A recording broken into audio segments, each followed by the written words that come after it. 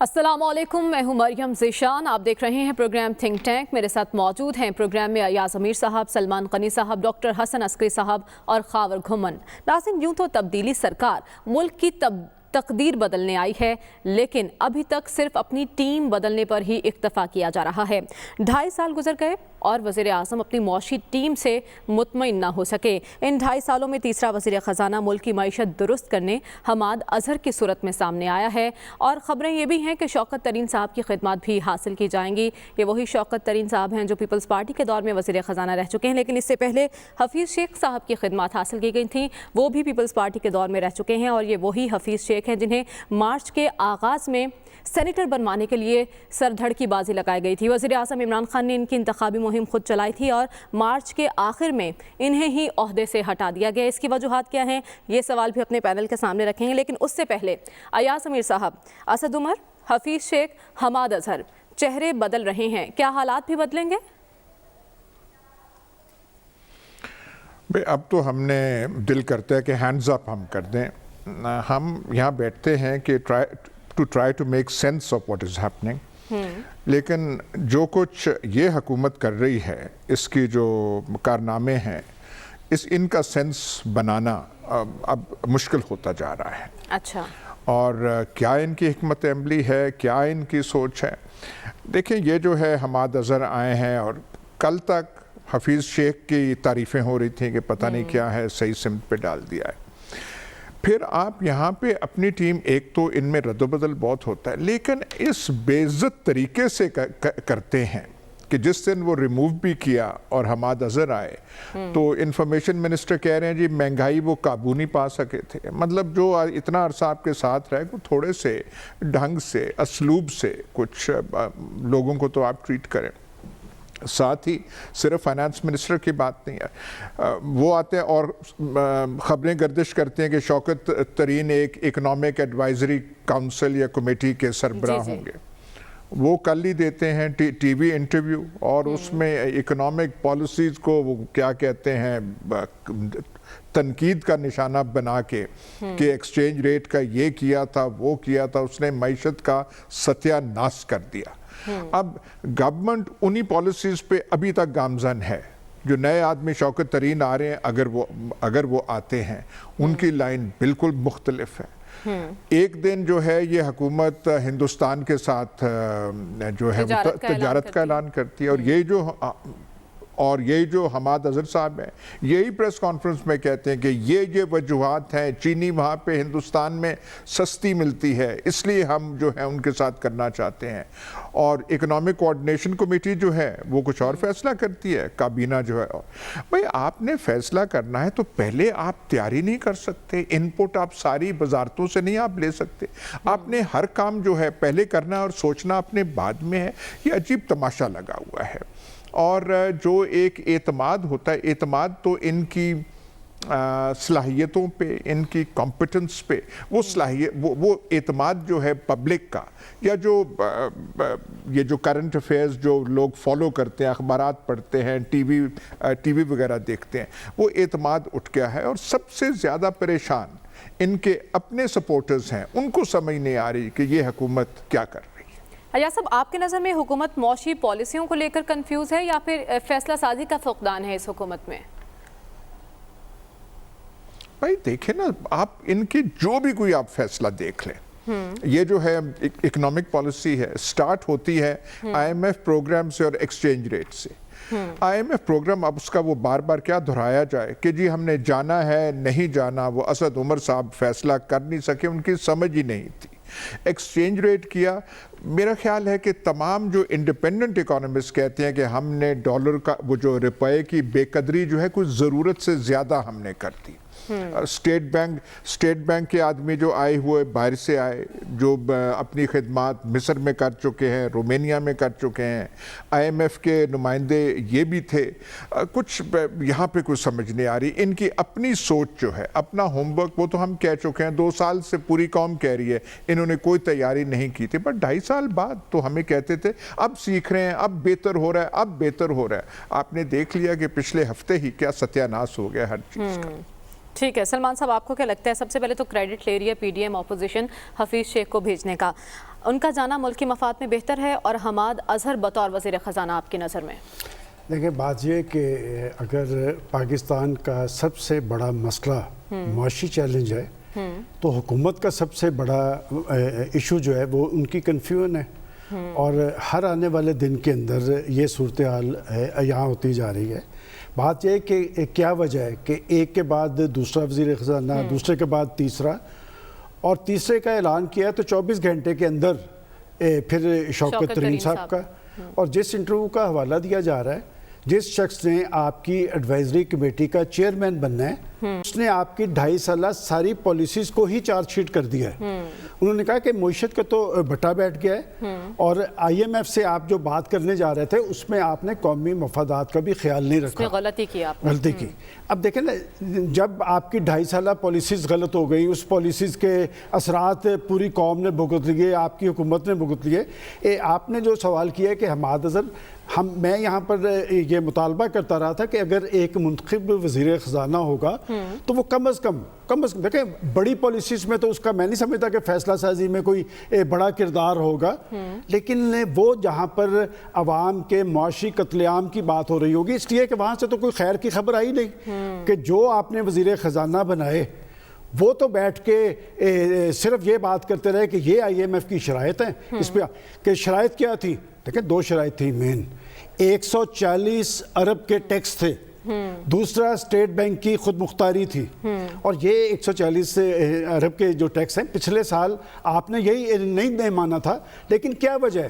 دیکھیں وجہ یہ ہے کہ ایک تو خود حکومت بھی تسلیم کرتی ہے کہ ان کی تیاری نہیں تھی، اور جس الیکٹڈ گورنمنٹ کے پاس اپنا کوئی وزیر خزانہ ہی نہیں رہا ہو تو جو صورتحال بنی ہے وہ تو سب کے سامنے ہے۔ اور اب بھی آپ نے حماد اظہر صاحب کا اعلان کیا، اور حماد اظہر میں آج بھی سمجھتا ہوں کہ ایک منتخب وزیر خزانہ جب کسی اعلیٰ سطحی اجلاس میں بیٹھے گا کم از کم اس لیے کہ اس نے اپنے حلقے میں آنا ہے لاہور میں، وہاں لوگ اسے بتاتے ہیں کہ جناب کس بھاؤ بک رہی ہے، آٹے دال کا بھاؤ کیا ہے، دوائیوں کی کیا صورتحال ہے، تو وہاں پر وہ عوام کا موقف پیش کرے گا، لیکن فیس ہوگا۔ یہ میں آپ کو آج بتا رہا ہوں کہ آپ جو چیم گوئیاں شروع ہیں کہ حماد اظہر صاحب سے انہوں نے بجٹ پیش کروانا ہے، بنیادی فیصلے جو کرنے ہیں وہ تو شوکت ترین صاحب نے کرنے ہیں، اور شوکت ترین اور ڈاکٹر حفیظ شیخ یہ کہاں کے بندے ہیں، اور یہ تجربے تو ہم کر چکے ہوئے ہیں۔ اس کا مطلب پھر پیپلز پارٹی کی ماضی کی پالیسیز درست تھی، پھر تحریک انصاف کا یہ موقف غلط ہے کہ ماضی کی حکومتوں کی پالیسیز کی غلطی کی وجہ سے معیشت کا بٹا بیٹھا ہے۔ لیکن آپ جب سلمان صاحب ہم دیکھ رہے ہیں کہ آئی ایم ایف کے ساتھ جو بندوبست طے ہوا تھا، حفیظ شیخ تو چلے گئے لیکن وہ بندوبست اپنی جگہ موجود ہے جو $500 ملین قسط کے حصول کے لیے آئی ایم ایف کے ساتھ ہوا تھا۔ اب حماد اظہر آگے ہیں، شوکت ترین صاحب آئیں گے تو اس بندوبست دیکھیں بندوبست تو اسی طرح ہی چلے گا، اور جو بندے آ رہے ہیں، میں نے آپ کو پچھلے پروگرام میں یہ کہا تھا کہ یہ 7-8 لوگ ہیں۔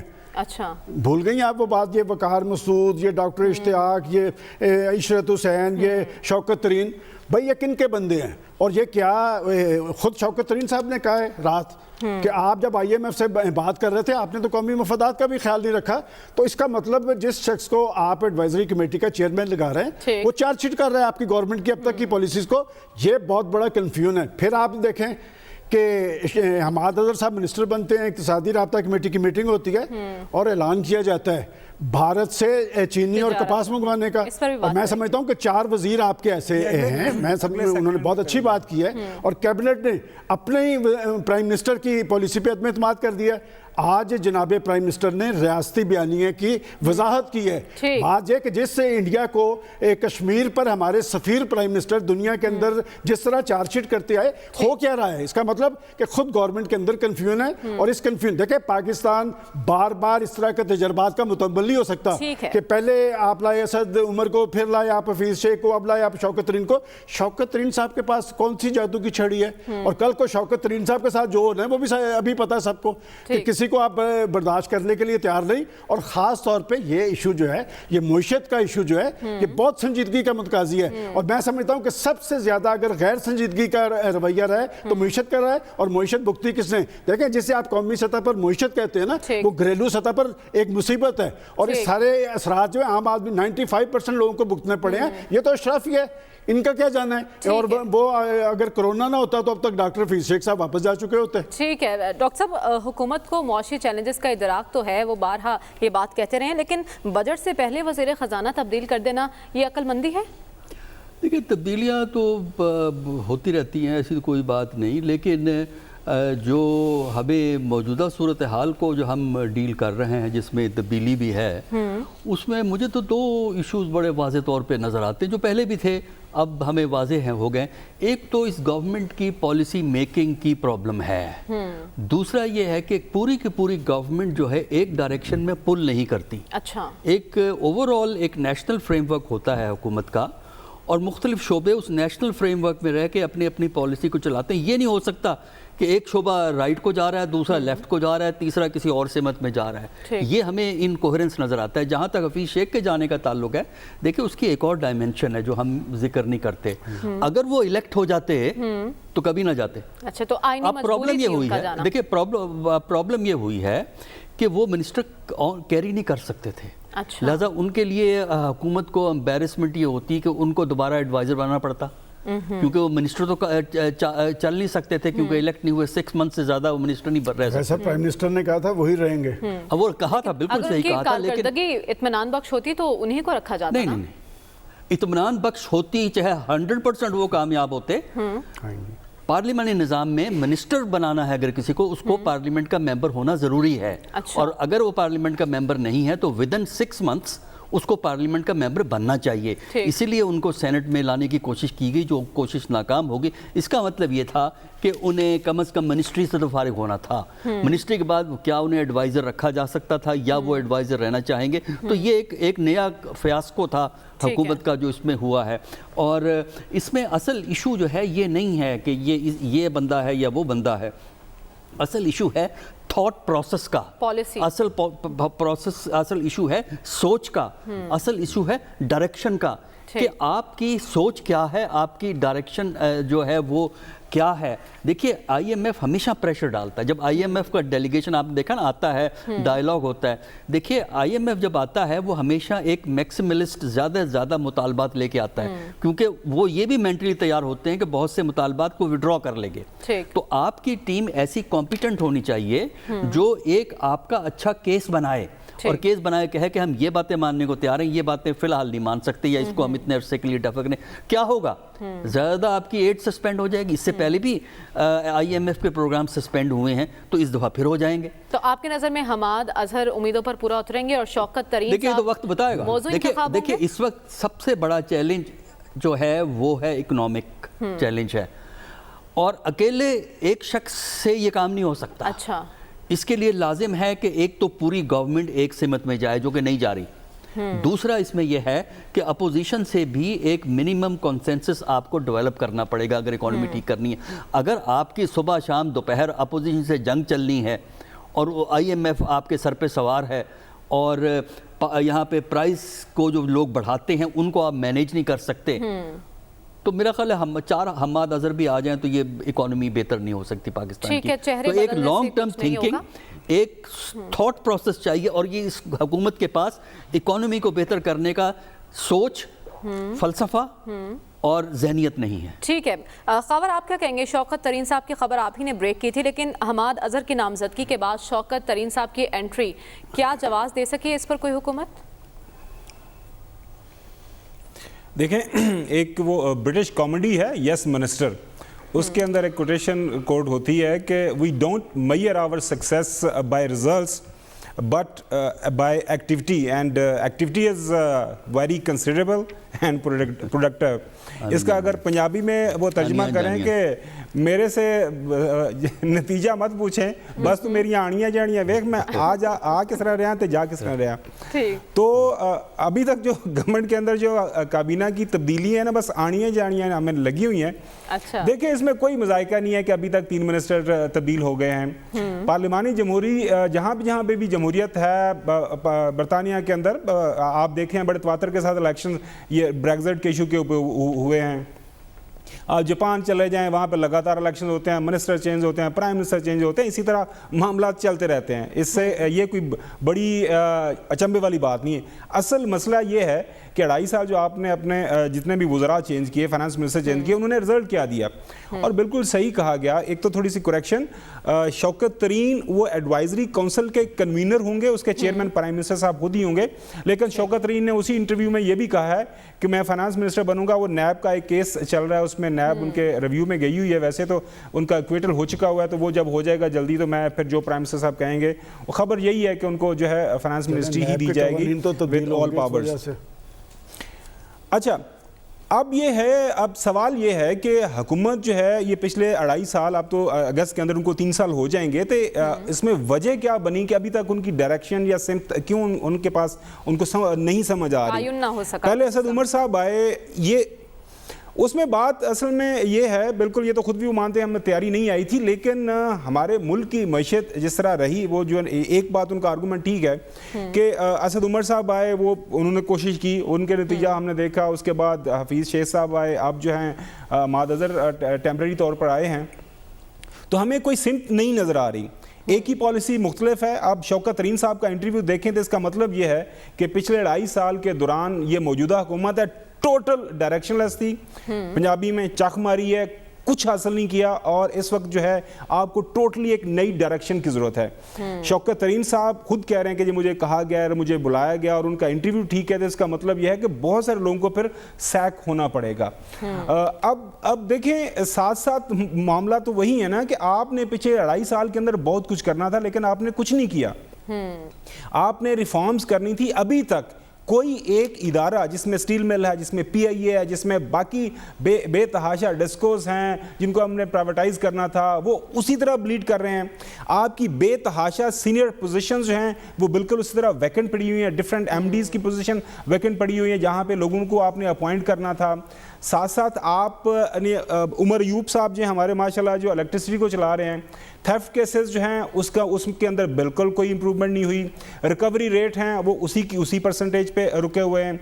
आपका जो टैक्स टू GDP रेशो है वो आपने इंप्रूव करना था हमारे मुल्क के अंदर, वो भी इंटरनेशनली वो 20% के करीब है, हमारे यहाँ वो बिल्कुल 7, 8, 9, 10% के इर्द गिर्द घूमता फिरता रहता है। तो प्राइम मिनिस्टर साहब यकीनी तौर पर फैसला उनका है, एक कलेक्टिव रिस्पॉन्सिबिलिटी है आर्टिकल 90 और 91 के तहत। वो मिनिस्टर जिसको मर्जी लगाएं, शौकत तरीन साहब की जगह कोई और तरीन आ जाए, या बेशक वो अपने पुराने दोस्त जहांगीर खान तरीन के साथ मामला फहमी कर लें और वो वापस आ जाएं और उनको किसी जगह लगा लें, उनसे कोई एडवाइस ले लें। अब जो लोग हैं वो मांग रहे हैं रिजल्ट। आपका 2.5-3 साल के बाद, आपको हुकूमत में रहने के बाद, अब ये कोई बहाना नहीं है कि हम सीख रहे थे या पुरानी हुकूमतों ने ये किया था। इसमें कोई शक नहीं है कि इसाक डार साहब एक डेट ड्रिवन इकोनॉमी दे के गए, उसमें ट्रेड डेफिसिट, उसके अंदर बहुत बड़ी खराबियां थी।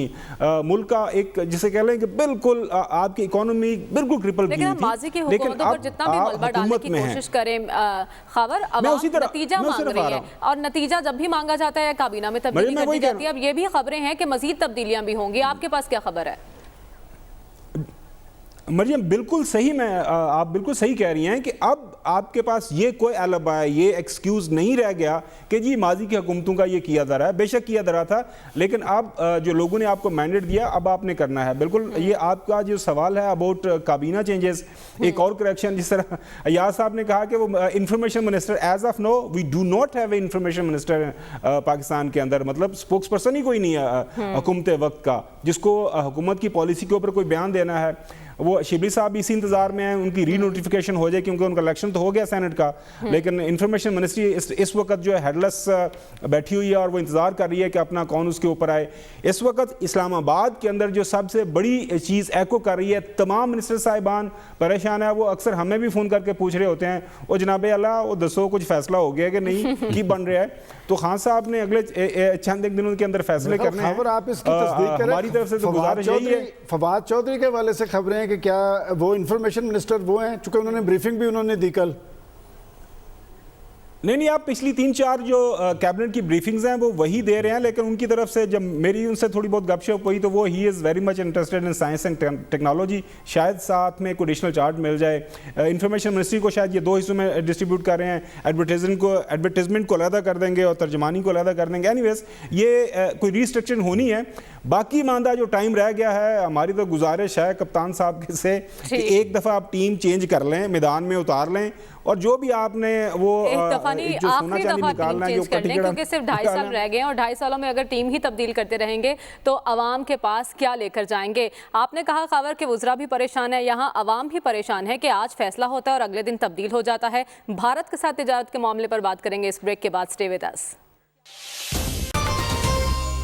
ویلکم بیک ناظرین. کسی بھی ملک کے ساتھ درآمدات کے معاملات ویسے تو معمول کی کارروائی سمجھے جاتے ہیں, لیکن جب بات ہو بھارت کے ساتھ تجارت کی تو یہ غیر معمولی اہمیت اختیار کر جاتا ہے, اور اعلیٰ ترین سطح پر ایسے فیصلے کافی سوچ بچار, تمام پہلوؤں کا باریک بینی سے جائزہ لینے کے بعد اور متعلقہ حلقوں کی رائے شامل کرنے کے بعد کیے جاتے ہیں. لیکن ایاز صاحب, یہ کیا ہوا؟ ایک دن حماد اظہر صاحب پریس کانفرنس کر کے بڑا اعلان کرتے ہیں اور 24 گھنٹوں کے اندر اندر کابینہ اس فیصلے کو مسترد کر دیتی ہے. آپ کی نظر میں حکومت کا یہ یو ٹرن لینا بہتر ہے یا پھر بھارت کے ساتھ تجارت کا فیصلہ دانشمندانہ تھا؟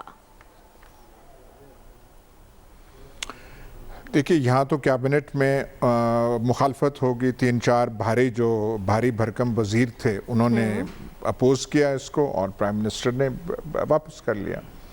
اور پرائم منسٹر نے, ہم نے دیکھا ہے کہ تھوڑا سا پریشر پڑے تو وہ واپس لے لیتے ہیں. آپ کو یاد ہے وہ جو پہلے ایک اکنامک ایڈوائزری کمیٹی بنی تھی, اس میں ایک وہ ڈاکٹر عاطف میاں تھے, وہ اپنے کسی ان کا جو تھا اس کی وجہ سے وہ آ گئے. تو ان کا وہ ڈٹنے والی بات کوئی نہیں ہے. اچھا, ایک میں چیز کہوں گا, جب کشمیر میں بھارت حکومت نے اقدامات کیے اور اس کا اسپیشل سٹیٹس ہٹا دیا 5 اگست کا, ہمارا جو فیصلہ تھا کہ جہاں ہم نے باقی چیزیں کی تھیں, تجارت کا بند کرنا ہماری طرف سے اتنا دانشمندانہ اقدام نہیں تھا. اچھا, اس سے ہونا کیا تھا؟ مطلب اب یہ کہہ رہے ہیں کہ جب تک کشمیر کا وہ نہ فیصلہ ہو تو ہم تجارت نہیں کر سکتے. تو اس کا مطلب ہے کہ آپ ہمیشہ کے لیے نہیں کریں گے, کیونکہ آپ کا کوئی ایسا پریشر نہیں ہے کہ بھارت نے اپنا وہ جو ہے سٹانس کو, اپنی پوزیشن کو ریورس کرنا ہے. تو دیکھنا ہمیں یہ چاہیے پاکستان کو کشمیر کے مسئلے میں بڑکے مارنا, نعرے مارنا, زبانی چیز ایک ہے, لیکن دیکھنا چاہیے کہ ہم کر کیا سکتے ہیں, عملی طور پہ ہم کیا کر سکتے ہیں, اور کشمیریوں کی مدد ہم عملی طور پہ کیا کر سکتے ہیں. آج ہم نے یہ بات بنائی ہوئی ہے, اب ہماری پوزیشن بن گئی ہے کہ جی اس کا اسپیشل سٹیٹس ختم کیا جو بھارت حکومت نے. بھائی اسپیشل سٹیٹس کے بارے میں تو ہماری کبھی پوزیشن تھی نہیں. ہم نے کبھی نہیں کہا تھا کہ اچھی چیز ہے, ہم تو کہتے تھے یہ ڈھکوسلا ہے, یہ آنکھوں میں دھول ہے, ہونی چاہیے, پلیبسٹ ہونا چاہیے, ریفرینڈم ہونا چاہیے UN ریزولوشنز کے تحت. تو اسپیشل سٹیٹس پہ تو ہماری کوئی پوزیشن نہیں تھی. لیکن اب یوں لگتا ہے ہم اسپیشل سٹیٹس کی بھی بات کرتے ہیں, ہم یہ بھی بات کرتے ہیں کہ جی جواہر لال نہرو پرائم منسٹر صاحب نے یہ کہا تھا. مطلب ہم اب پنڈت نہرو کو کوٹ کرتے ہیں مودی جو بھارت حکومت ہے اس کے خلاف. تو یہ ہمیں سوچنا چاہیے. ہمارا جو تجارت ختم جو ہم نے بھارت سے کی ہے, نقصان ہمیں زیادہ ہے, بھارت کو اس سے کوئی نقصان نہیں ہے. ان کا 5 لاکھ چینی جو ہے پاکستان میں آئے یا نہ آئے تو کیا فرق پڑتا ہے ان کو, ان کی ایکسپورٹ مارکیٹ ہم سے کہیں زیادہ ہے. جو چین ہمارا, ہم کہتے ہیں کہ ہماری اتنی دوستی ہے, $100 بلین کا ٹریڈ تو ہندوستان کا چین کے ساتھ ہے. ان کی لڑائی بھی ہے, بارڈر ڈسپیوٹ بھی ہے, لیکن وہ کرتے ہیں. ہم نے جو اپنے آپ کو ڈسپیوٹ اپنی جگہ, پرنسپل سٹینڈ جو ہے اپنا ہم لیں, باصولی ہم ایک موقف لیں, وہ اپنی جگہ. لیکن یہ جو ہم اپنے پہ نقصان کر دیتے ہیں, اس پہ ریاست کو, پاکستان کو, گورنمنٹ کو, اداروں کو سوچنا چاہیے کہ ہم عملی طور پہ کیا کر سکتے ہیں, فائدے کی بات کیا ہے, نقصان کی بات کیا ہے. ٹھیک ہے, یعنی آپ کے نظر میں کشمیر کا معاملہ اپنی جگہ موجود رہے, ہمارا سٹینڈ اس پر اپنی جگہ موجود رہے, لیکن تعلقات کم از کم اس نوعیت کے ہونے چاہیے کہ بات چیت جاری رہے, تجارت ہو سکے. سلمان صاحب, آپ کو کیا لگتا ہے؟ حماد اظہر کہتے ہیں کہ منظوری وزیر اعظم نے بطور وزارت تجارت دی تھی اور وزیر اعظم کی زیر صدارت ہی یہ فیصلہ مسترد ہو گیا. ذمہ دار کون ہے اس کا؟ دیکھیں مریم، یہ بات اس پہ اب کوئی دو آرا نہیں، چونکہ کامرس منسٹر جو ہیں وہ جناب پرائم منسٹر ہیں. میرے خیال اس سے تھوڑا سا ہٹ کے دیکھا جائے کہ آخر کیا وجہ ہے کہ یہ اتنا بڑا جو ہے یہ اعلان کر دیا گیا کہ پچھلے 3-4 روز بڑے امپورٹنٹ ہیں کہ اس فیصلے سے ایک روز پہلے جناب پرائم منسٹر نے جو نریندر مودی کو جوابی مکتوب بھجوایا، اس میں تو ریاستی بیانیے کا اظہار کیا ہے. انہوں نے کہا کہ ہم اچھے تعلقات چاہتے ہیں، لیکن اس کی شروعات جو ہے کشمیر اور تنازعات کی طرف حل کی طرف پیش رفت سے ہونی چاہیے. اگلے دن حماد اظہر صاحب نے پریس کانفرنس کر دی، اور یہ بھی میں بتا دوں کہ ہمارا خارجہ آفس اس کی بھی ایک ریزرویشن تھی. بات یہ کہ دنیا کے اندر کہ اس میں کوئی دو آرا نہیں کہ پرائم منسٹر عمران خان نے یو این کے پلیٹ فارم پہ اور دنیا کے مختلف کہ جس بری طرح نریندر مودی کو اس کی انتہا پسندانہ پالیسیز کو اور فاشسٹ چہرے کو بے نقاب کیا. کہ ایک طرف تو کمٹمنٹ کا عالم یہ ہے، دوسری طرف ان کی حکومت جو بیٹھ کے ان سے تجارت کی بات کر رہی ہے، کپاس کی بات کر رہی ہے. میں آپ کو حکومتی اعداد و شمار دے رہا ہوں کہ ابھی کچھ روز پہلے ہماری حکومت کا موقف یہ تھا کہ ہماری ضرورت جو ہے وہ 38 لاکھ، ہماری پیداوار جو ہے وہ 38 لاکھ ٹن کی ہے اور ضرورت ہماری 34 لاکھ ٹن کی ہے. اس کا مطلب کہ پیداوار تو موجود تھی یہاں پہ. اب بات یہ کہ ہم ہندوستان سے چینی لینے جا رہے ہیں، یہاں پر ہم ایک فس کریٹ کیا. اور ابھی کچھ دیر پہلے دنیا چینل پہ جو ٹکٹس چل رہے تھے پنجاب گورنمنٹ کے کہ جی وہ 85 روپے سے زیادہ نہیں ہوگی اور یہ ڈی سی ریٹ ہے. اور جناب ڈی سی ریٹ تو چھوٹے گوشت کا بھی 800 روپے ہے، ڈی سی ریٹ تو دودھ کا بھی 85. تو ڈی سی ریٹ چلتا کہاں پہ ہے کہ بات یہ کہ ہمیں اچھا ایک بات میں، پاکستان ایک ذمہ دار ملک ہے، ایک نیوکلیئر پاور ہے. ہم انڈیا سے اچھے تعلقات چاہتے ہیں، اور اگر ہم یہ کہیں کہ جی ہمیں ماضی کو بھلا کے آگے کی طرف جانا چاہیے تو بھئی ماضی ہمارا تلخ کیوں تھا؟ تلخ اسی وجہ سے تھا نا کہ پاکستان نے ہمیشہ ایک موقف کا اظہار کیا کہ آئیں بیٹھیں، اور ہمیشہ صلح کی بات اور مذاکرات کی بات وہ کرتا ہے جس کا کوئی سیاسی کیس ہوتا ہے. پاکستان کا ایک سیاسی کیس، اور پاکستان نے بہت کوشش کی، ہر پلیٹ فارم پہ کہا کہ ہم ان سے بات کرنے کے لیے تیار ہیں. وہ ضد اور ہٹ درمی کا مظاہرہ کر رہے ہیں اس لیے کہ ان کا کوئی کیس نہیں ہے. اب جہاں تک کہ چین کی مثال دی گئی ہے کہ چین نے بھی ہمیشہ یہ کہا کہ پاکستان اور بھارت مل کر اپنے ایشوز کو حل کریں. چین کو اس کے ساتھ منسلک کرنا درست نہیں ہے. وہ ایک سرحدی تنازع ہوگا ان کا چین کے ساتھ. بھائی یہ تو تقسیم ہند کا کہ نامکمل ایجنڈا ہے. وہاں پر 1 کروڑ جو کشمیری ہیں ان کے مستقبل کا سوال ہے. یہ سرحدی تنازع نہیں ہے، یہ زمین کا مسئلہ نہیں ہے، یہ حکومت کا مسئلہ نہیں ہے. اور ہماری ایک ریاستی بیانیہ اس پہ آج پرائم منسٹر صاحب کو وضاحت کرنی پڑی. اس کا مطلب پھر وہی کہ بڑا مسئلہ ہمارا یہ ہے کہ آپ کی حکومت کے اندر، لیکن ایک بات میں ضرور کہوں گا کہ ایک مائنڈ سیٹ ضرور اسلام آباد کے اندر موجود ہے جو تجارت کی بات کرتا ہے، ثقافت کی، کہ اس کو پس پشت ڈال کر ہم آگے کی طرف بڑھیں. بات یہ کہ جب آپ اپنی بنیاد چھوڑیں گے پھر آپ لڑکنا شروع کریں گے. اور یہ مائنڈ سیٹ موجود ہے. پرائم منسٹر صاحب نے پاکستان کے اندر اور پاکستان سے باہر کشمیریوں کا موقف جرأت مندانہ انداز میں پیش کیا ہے. یہ کنفیوژن کیوں پیدا ہوئی؟ کون سی کونسل اور کن لوگوں نے بیٹھ کے اس کی سفارش کی؟ اور پرائم منسٹر صاحب کو ذمہ داری لینی چاہیے.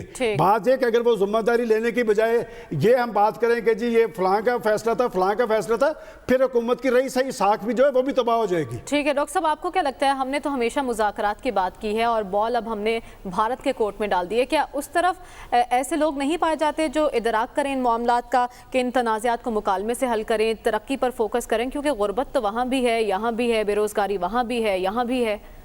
دیکھیے اس وقت 2 مسئلے ہیں. ایک مسئلہ ہے کہ پاکستان کی کشمیر پالیسی کیا ہے اور کس طرح ہونی چاہیے.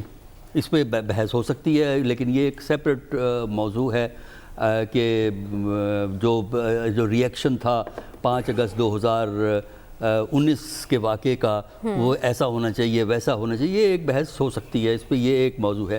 لیکن جو اصل جو چیز جس پہ ہم فوکس کر رہے ہیں، جو آپ نے شروع میں جو ریز کیا ہے، وہ یہ ہے کہ وہ ڈیسیجن میکنگ ہے کہ تجارت ہوگی کہ نہیں ہوگی. دیکھیے یہ میرے نزدیک وہی چیز ہے جو میں نے پہلے بھی کہی ہے فرسٹ راؤنڈ میں بھی، کہ پاکستان کی گورنمنٹ کی اس پرابلم یہ ہے کہ پوری گورنمنٹ ایک ڈائریکشن میں نہیں جا رہی.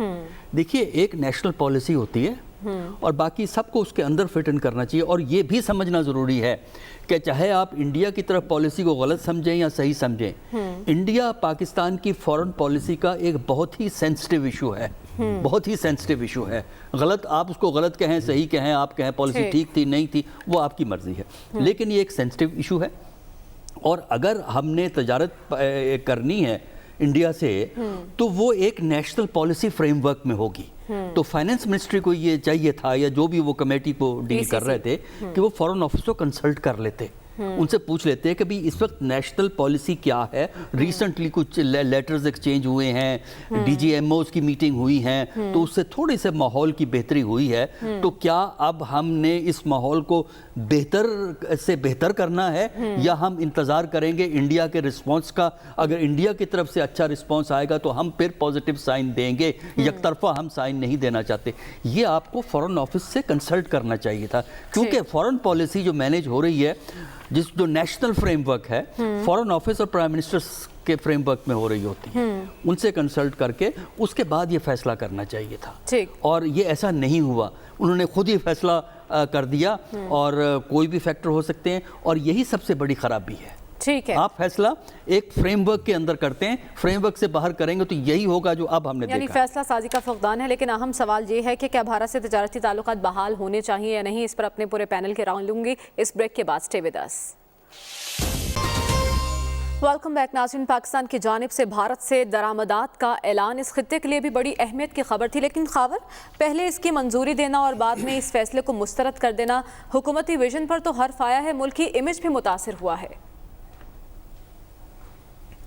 دیکھیں, ideally speaking Pakistan India 3,323 kilometre کا بارڈر جو ہے بحیرہ عرب سے لے کے اوپر اپ نارتھ کارگل تک شیئر کرتے ہیں. تو اگر یہ دونوں ممالک کے درمیان تجارت ہو, بھائی چارہ ہو, اچھے معاملات چلیں, تو میرے خیال میں دونوں ملک کی عوام جو کہ بہت ہی غربت زدہ ہیں, تو ان کے لیے بہت بہتر ہو. اب آ جاتا ہے سوال کہ جی یہ جو فیصلہ ہوا, فیصلہ اگر دیکھیں پرنسپلی اس میں کوئی ویسے تو ہمیں ڈسکشن میں بحث و مباحثے میں چیزوں سب کو رگڑ دیتے ہیں. اکنامک افیئرز جو کمیٹی ہے, کوارڈینیشن کمیٹی ہے, وہاں پہ ایڈوائزر آن کامرس میری اطلاع کے مطابق رزاق داؤد صاحب نے سجیشن پیش کی, اور ان کے مطابق یہ کھلنی چاہیے تھی, کیونکہ اگر آپ کو ضرورت ہے تو یہاں سے سستی بھی مل رہی ہے اور ٹرانسپورٹیشن پہ بھی خرچہ نہیں آتا. وہ ایک سجیشن تجویز دی گئی. فائنانس منسٹر ان کا پہلا دن تھا, حماد اظہر صاحب وہ زیادہ ایکسائٹڈ تھے, ان کو پریس کانفرنس نہیں کرنی چاہیے تھے, انہوں نے پریس کانفرنس کر دی. لیکن وہ جو تجویز ہے وہ جب کیبنٹ کے سامنے گئی, وہاں پہ سیر حاصل بحث ہوئی, اس کے بعد فیصلہ ہو گیا. تو اس کو تو ہم آرٹیکل 90 اور 91 کے تحت ایک کولیکٹیو رسپانسبلٹی ہے کابینہ کی, اس نظر میں لے لیتے ہیں. لیکن بات بالکل صحیح ڈاکٹر صاحب نے فرمایا کہ اس طرح کے جو سینسٹیو ایشوز ہیں آپ ان کو اس طرح ڈسکس نہیں کرتے, آپ ان کے اوپر پراپر کمپریہنسو ہوم ورک کرتے ہیں, اور فیصلہ لینے سے پہلے فیڈ بیک تمام جو آپ کے ادارے ہیں ان کی طرف سے لے کے پھر فیصلہ کرتے ہیں. اپنے آپ کی جگ ہسائی آپ نہیں کرواتے, جو کہ آپ نے اس فیصلہ کر کے پھر اس کے اوپر فیصلہ واپس لے کے آپ نے کروائی. پتہ نہیں ان کو ان کی سمجھ بوجھ کہاں پہ چلی جاتی ہے. وہی ہے نا کہ میری آنیاں جانیاں ویخ باقی چھٹ میں کر کی رہا. یعنی آپ کی نظر میں ذمہ دار اب سوال یہ ہے کشمیر کا ایشو دیکھیں, نہیں حماد اظہر نہیں ہے, میں یہ کہہ رہا ہوں پوری حکومت ہے نا, اس میں سارے لوگ انوالو ہیں. لیکن اجلت میں تو پریس کانفرنس حماد اظہر صاحب, عبدالرزاق داؤد صاحب ایڈوائزر. اچھا نہیں وہ تو اس کو چونکہ بحثیت فائنانس منسٹر وہ ای سی سی کو چیئر کرتے ہیں, تو فیصلہ وہاں پہ ہوا, تو انہوں نے یہ بڑی خبر میڈیا کے ساتھ شیئر کرنے کی انہوں نے کہا کہ میں جا کے کرتا ہوں. اب جو کشمیر کا ایشو ہے وہ ہماری سائیکی کے اندر ہے. اگر تو ٹرکش سائپرس یا گریک سائپرس والے حالات ہوتے نا, وہاں پہ چونکہ دونوں طرف میں جو یونان والے بھی ڈیولپمنٹ کر رہے ہیں, ادھر ٹرکی والے بھی کر رہے ہیں, تو لیکن وہ ایک متنازع علاقہ ہے اور اس کے اوپر ان کی بات ہی چل رہی ہے. یہاں پہ چونکہ کشمیر جو انڈیا والا ہے وہاں پہ ظلم ہے, بربریت ہے, ہیومن رائٹس وائلیشنز ہو رہی ہیں. ہر روز وہاں سے ہمیں خبریں آتی ہیں کہ کتنے لوگوں کا وہاں پہ شہادت ہوئی ہے, کتنے لوگوں کے ساتھ ظلم ہوا ہے. تو ہمارے ہاں اس طرح کے کام کرنے سے پہلے 100 دفعہ سوچنے کی ضرورت ہے. اس پہ سوچ لیتے. بالکل ایاز صاحب نے صحیح بات کی, وہ ایک نی جک ریئیکشن تھا جب آپ نے یہ تجارت معطل کی, اس وقت نہیں کرنی چاہیے تھی. اب جو ہے آپ جب کہہ رہے ہیں کہ جب تک اگست 5 کا فیصلہ واپس نہیں ہوگا تو ہم نہیں کریں گے, یہ ایک اگین بہت بڑی آپ نے ایک بڑک مار لی ہے, اور یہ بڑک کے اوپر آپ کتنا عرصہ قائم رہ سکتے ہیں یہ تو وقت ہی بتائے گا. لیکن یہ ہے کہ ہمارے ملک کی تاریخ یہی رہی ہے کہ ہم فیصلے سوچ سمجھ کے نہیں کرتے اور بعد میں وی ہیو ٹو لائک اس کے اوپر پھر امبیرسمنٹ ہوتی ہے. اور حکومتوں کو سوچنا چاہیے اور اب دیکھتے ہیں کہ آنے والے دنوں کے اندر اس کے اوپر کیا حکومت فیصلہ کرتی ہے. مریم صرف ایک بات میں کہنا چاہ رہا ہوں کہ جب پاکستان کی طرف سے ماضی کو بھلانے کی بات کی گئی ہے تو ماضی کو بھلانے کا بہترین طریقہ یہ ہوتا ہے کہ ان واقعات کا ان ثانیات کا تدارک کیا جائے جس کی وجہ سے تلخیاں بڑی ہیں. میں سمجھتا ہوں کہ پاکستان نے بڑے دل کا ثبوت دیا ہے. وہ بڑا ملک ہونے کے باوجود ان کی ذہنیت جو ہے وہ بالکل متعصبانہ ہے کہ وہ اس ایشو پہ آئے نہیں. اب بھارت کو ظرف کا مظاہرہ کرنا ہوگا اور اس سارے معاملے میں جو بات سامنے آئی ہے وہ ہے حکومت کے درمیان کوارڈینیشن کا شدید فقدان ہے. تو ایسے فیصلے لینے سے پہلے تمام متعلقہ حلقوں کی رائے شامل کرنا بہت ضروری ہوتا ہے. اس پر ضرور غور کریں. آج کے پروگرام کا وقت ختم ہوا چاہتا ہے. آپ سے کل ملاقات ہوگی. اللہ حافظ.